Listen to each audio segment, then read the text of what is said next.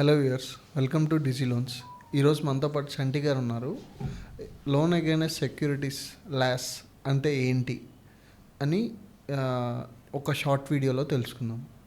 Hi sir చంటి గారు. Hi Deepak. ఇప్పుడు మనకి లోన్ అగైనెస్ట్ సెక్యూరిటీస్ అని కొత్తగా వింటున్నాం. అంటే మన డిజీ లోన్స్లో కొత్తగా ప్రొడక్ట్ యాక్టివేట్ అయింది. బ్యాంక్స్ త్రూ ఎన్బిఎఫ్సిస్ త్రూ చేస్తున్నాము. కోడ్ యాక్టివేషన్ అయింది. ఓకే. సో మన వ్యూయర్స్కి ఏదైతే ఆ ప్రోడక్ట్ ఉందో ఓకే బేసిక్స్ బ్రీఫ్గా ఒకసారి ఎక్స్ప్లెయిన్ చేయండి. ఓకే, ఇప్పుడు మనం ఏంటంటే బ్యాంక్స్ ఆర్ ఎన్బిఎఫ్స్ అనుకుంటే లాస్ అని అంటాం మనం. లాస్ అని అంటే ఏంటంటే లోన్ అగెనెస్ట్ సెక్యూరిటీస్. అంటే సెక్యూరిటీస్ ఎట్లా అంటే ఇప్పుడు మనకు షేర్స్లో కానీ మ్యూచువల్ ఫండ్స్ కానీ తర్వాత వచ్చేసి బాండ్స్ అని ఉంటాయి. ఈ రకరకాల షేర్స్లో మనం ఇన్వెస్ట్ చేస్తాం.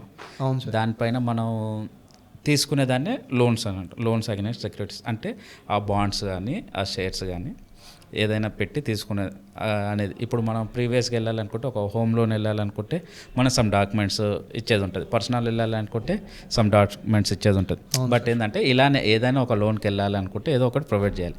ఇక్కడికి ఇట్లా అంటే ఇప్పుడు లోన్ ఇల్లు ఉంటే ఇల్లు తీసుకోవాలనుకున్న ఇల్లు తాకట్టు పెడతారు. ఇప్పుడు ఈ షేర్స్ ఉన్న వాళ్ళు ఏం చేస్తారంటే షేర్స్ ఆర్ బాండ్స్ ఉన్నాయి ఇవి తాకట్టు పెట్టుకొని లోన్ తీసుకుంటారు. That means of loan securities. Loan against securities అంటే దేన్ని బేస్ చేసుకొని ఇస్తారు అంటే షేర్స్. త్రీ టైప్స్ అవును. మనకి మీరు చెప్పిన దానిలో మ్యూచువల్ ఫండ్స్, షేర్స్, బాండ్స్ అవును. ఈ మూడింటిని బేస్ చేసుకొని ఇస్తారు, లోన్స్ ఇస్తాం. ఈ మూడింటిని బేస్ చేసుకొని అంటే ఇప్పుడు మనకి హెచ్ఎల్ యాప్ లేదా పిఎల్, బిఎల్ ఇలాంటివి ఫైర్ క్యాలిక్యులేషన్ అనేది కానీ లేదా మల్టిప్లేయర్ అని కానీ ఉంటుంది, కంపల్సరీ ఉంటుంది. ఇప్పుడు ఎట్లా అంటే ఇప్పుడు ఒక లోన్కి ఎవరైనా పర్సనల్ లోన్ కావచ్చు, మామూలుగా హోమ్ లోన్ కావచ్చు, ల్యాప్ ఏదైనా సరే సమ్ బ్యాంక్స్ అనేది ఫైర్ ఉంటుంది. తర్వాత ఇన్ని మంత్స్ టెన్యూర్ అని ఉంటుంది. బట్ ఏంటంటే మనకు సంబంధించిన షేర్స్ లోన్ అగెనెస్ట్ సెక్యూరిటీస్కి వచ్చేసరికి మనకు దాంట్లో 3 ఉంటాయని నేను చెప్పిన. షేర్స్, బాండ్స్, తర్వాత వచ్చేసి మ్యూచువల్ ఫండ్స్. దాంట్లో మనం తీసుకునేది అంటే లోన్స్కి వచ్చేటప్పుడు ఏంటంటే దాంట్లో 2 రకాలు ఉంటాయి. ఒకటి ఈక్విటీ ఫండ్ అని ఉంటుంది, ఇంకొకటి డెట్ ఫండ్ అని ఉంటుంది. ఓకే. అట్లా ఈక్విటీ ఫండ్ అయితే మనకి ఏంటంటే shares value, shares values up and down, share market shares values అనేది అప్ అండ్ డౌన్ అవుతూ ఉంటే అక్కడ ఎల్టీవీ చూస్తారు. ఎల్టీవీ మీన్స్ వచ్చేసి లోన్ టు వాల్యూ. ఓకే.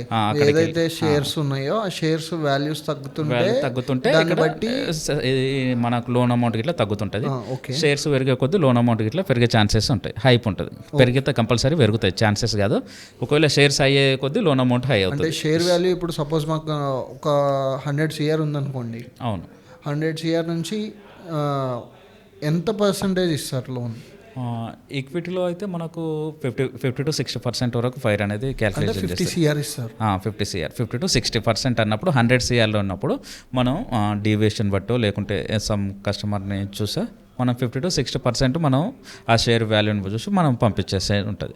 దాంట్లో వాళ్ళు ఉంటాయి. డెట్ ఫండ్ వచ్చేసి ఏంటంటే మనం ఒక ఎల్టీవీ వచ్చేసి మనం 80 to 90% వరకు డెట్ ఫండ్లో ఇట్లా మనం ఫైర్ క్యాలిక్యులేషన్ చేసుకొని ఇచ్చేస్తాం అనమాట. డెట్ ఫండ్ అంటే ఏంటంటే బాండ్స్ సంబంధించింది.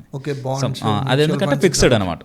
ఫిక్స్డ్ ఇన్కమ్ కాబట్టి 80 to 90% అనేది ఇస్తాం. ఇదేంటంటే ఇప్పుడు మార్కెట్ ఒడిదొడుకులను పట్టుకొని అప్ అండ్ డౌన్స్ ఉంటాయి కాబట్టి షేర్స్ రిస్క్ చేయకూడదు కాబట్టి అది ఫిక్స్డ్ అమౌంట్ కాదు కాబట్టి. సపోజ్ ఈ షేర్ వాల్యూ తగ్గిందండి. అవును, తగ్గుతుంది. కస్టమర్ లోన్ అమౌంట్ డ్రాప్ అవుతుంది అన్నారు మీరు. అవును. ఇప్పుడు మార్కెట్లో బట్టి షేర్ వాల్యూ తగ్గితే లోన్ అమౌంట్ తగ్గుతుంది, షేర్ వాల్యూ పెడితే లోన్ అమౌంట్ పెరుగుతుంది. Okay sir. ఇప్పుడు ఇది డ్రాప్ అయినప్పుడు కస్టమర్కి ఇంటిమేషన్ వెళ్తుందా? కంపల్సరీ. కస్టమర్ రీపే చేయాల్సి ఉంటుంది కదా, కస్టమర్కి ఇంటిమేషన్ వెళ్తుందా? ఎందుకంటే ఇప్పుడు లోన్స్ వాటిల్లో కొంతమంది ఓడీస్లో ఇంటిమేషన్ ఉండదు. ఓకే. కస్టమర్ నోటీస్ చేసుకొని పే చేసుకోవాలి, అవి బౌన్సెస్ అవుతాయి, కస్టమర్కి ఇబ్బంది అవుతూ ఉంటుంది. అవును. దీనిలో ఇంటిమేషన్ ఉంటుందా? కంపల్సరీ అండి, 100% ఇంటిమేషన్ ఉంటుంది. వాళ్ళకి ఏంటంటే ఇంటిమేషన్ ఇచ్చినాక 1 week వాళ్ళకి టైం ఇస్తారు. ఓకే. ఆ 1 week లోపు వాళ్ళు పే చేయలేదనుకో, సమ్ అక్కడ ఉన్న మైనస్ అమౌంట్ సమ్ ఏదో ఆ డ్రాప్ అయిన అమౌంట్ని పే చేయలేదనుకో, అప్పుడు ఏంటంటే మా వాళ్ళు ఏం చేస్తారంటే అతని షేర్స్ని అమ్ముకునే రైట్స్ అనేది మేము ఆల్రెడీ బ్యాంక్స్ ఆర్ ఎన్బిఎఫ్సిస్కి ఉంటాయి.